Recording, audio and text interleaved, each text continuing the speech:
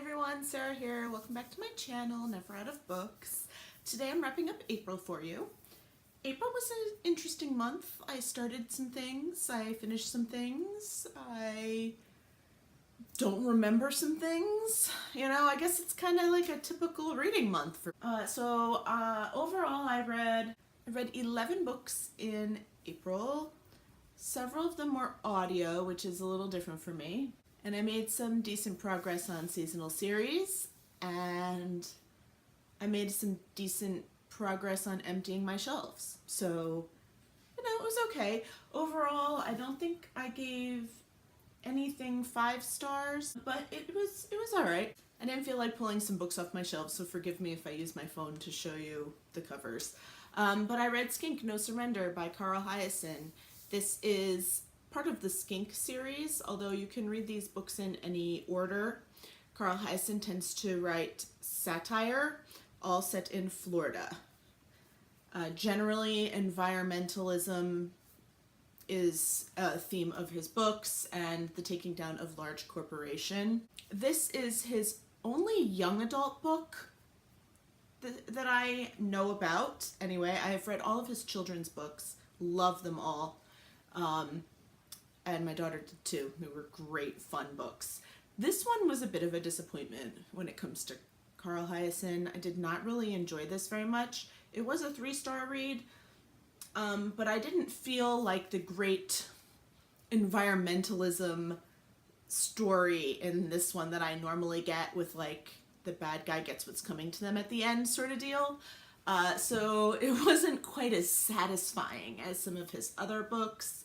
But it is about Richard, who is 14, whose cousin, who's pretty close to, female cousin, goes to meet some person she met online because she's a little bit of a wild child, and he just knows something is not right, that she would not go away like this and not contact, and you know, her family does eventually contact the police, but he takes matters into his own hands, and he somehow manages to find Skink, who is the former governor of Florida, and they go to rescue his cousin. Fun, but not his best.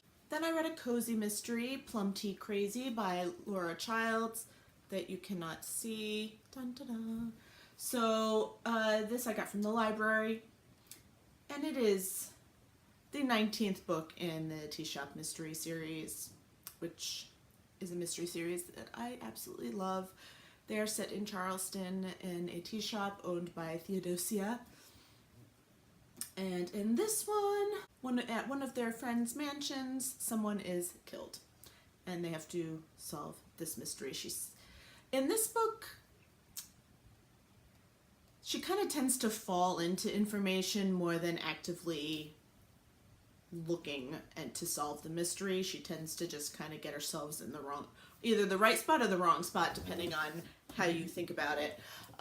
It was a delightful installment. I gave it 4 stars, but I do feel like we need some more character progress at some point, and that sometimes these series do need to end, but that's like a whole video on itself. So anyway, this was enjoyable. I love this tea shop. I wish it existed here. Then I read these 2 books, The Time-Traveling Fashionista and Cleopatra, Queen of the Nile, and also At the Palace of Marie Antoinette. I think this one is the second and this one is the third.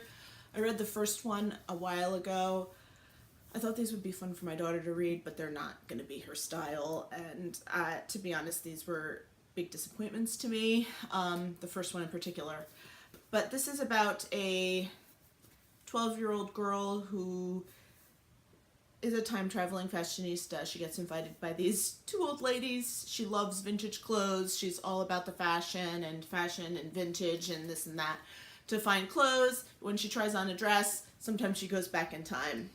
So, and that's kind of like the premise of the book, and she has to find her way back. They're just not as exciting as I thought they would be. This one was the best of the 3. I thought this was very interesting, where she befriends Marie Antoinette and such, so that one was a little fun, but still only 3 stars. I find it very difficult to believe that a 12-year-old girl is that poised and great enough to do the things that she's doing. And it just, I mean, I know in a time travel book it's not going to be believable because, you know, obviously we don't travel through time. But I couldn't suspend my disbelief enough for these books. And this one was a 2-star. It just really, they weren't for me. So these get donated. On my Kindle, I finished up the Java Jive series, which is kind of sad. I did enjoy these ones. I think they're only for Kindle. So if you're interested, I don't think they're very expensive, but you can't find them like at your library or something like that. So book number 4 is Brew or Die, and book number 5 is Murders Over Mocha. And I do believe this is the finale of the series. It is a finite series, and I do appreciate this from authors that they stop their series. Because they are book 4 and 5. I don't want to spoil everything for you. But it concluded very well. The 5th book brought in people from one of her other series that I have not read yet, but that actually made me interested in reading that series as well. And if you like cozy mysteries, she is a singer who cracked under, you know, some stage fright and made some terrible mistakes on stage and doesn't want to sing anymore. And so she starts managing a bar for her best friend, who is a male. And there's love interests and things like that, and la-di-da, and there is quite a bit of her character development in these series, so they're not just cookie cutter, which is kind of nice. So book 4, Brew or Die, I gave 3 stars. Murder of Homokas, I gave 4. From the library, I got the latest Sarah Anderson graphic novel, Herding Cats. This is her 3rd one. It is also probably my least favorite. My first being her first one really resonated with me. But this was a cute book about, you know, how hard it is to wake up in the morning, cute cat pictures, social anxieties, things like that. She writes cute little comics. It was a very quick read. I mean, they're like comics, so it goes very quickly.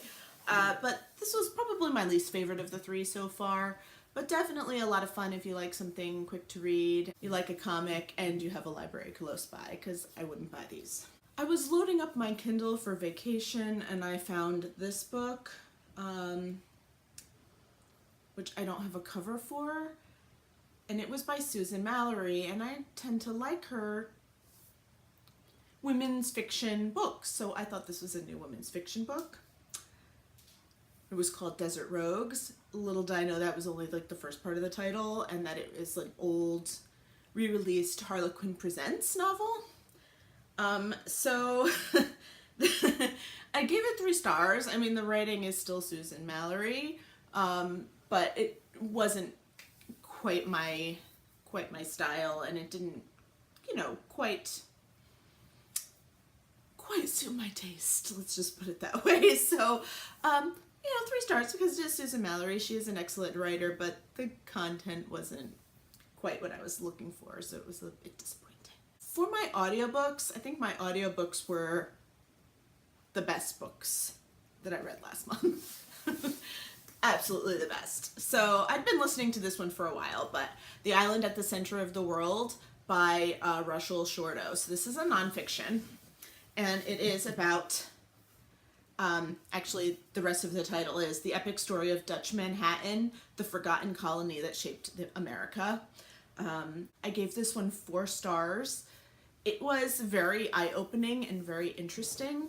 Apparently in the last 5 or 10 years, some of the documents related to Dutch Manhattan have been discovered, and someone who speaks ancient Dutch was found to translate these things, because you have to realize most of American history was written by the English, and so they downplayed the amount that the Dutch actually meant to the world and to the United States,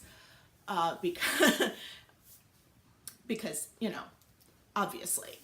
So there is a lot we do not know about the Dutch, and the English had portrayed the Dutch colony or all of them, because they had colonies all down the eastern United States, well-run colonies, but they had them as, you know, being like pirate outposts and with no rules and no, you know, any sort of anything, and that is actually not the case. So this was basically a story about how the Dutch rock. So was it a bit biased? Absolutely. But was it very, and of course it was New York, very Manhattan centric. And, you know, I know that New York is not the center of the world, really. But it was a very, very interesting book if you like history books, especially lost history in a way. You would find this book very interesting to listen to or to read. So I do recommend it.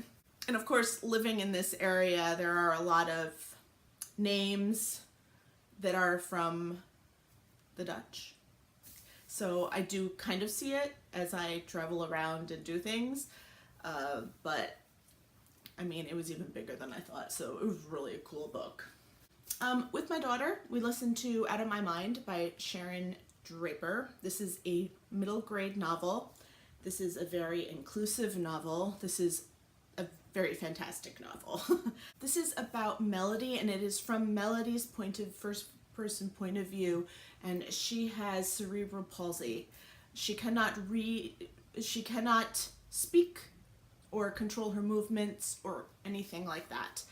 And it is from her mind, and she is actually super intelligent, despite the fact that the doctors and everyone said that she never is going to amount to anything. So she is in, you know, special classes in her school, and this is when they start inclusion classes with bringing the ones with disability into the regular class, and they end up finding out how smart she really is. It is a fantastic book. I gave it 4 stars. I highly recommend, but I will do it with a bit of a warning, because Wonder has been such a massive book, and with the movie made out and everything like that. They are very different books, and yet they are also very similar books. Wonder just got the hype. Wonder was wonderful. So I'm not downplaying Wonder at all, because I read that and thought it was wonderful. But if you're going to read this book, make sure you do not do it too close together, because I think this deserves to not be compared to Wonder.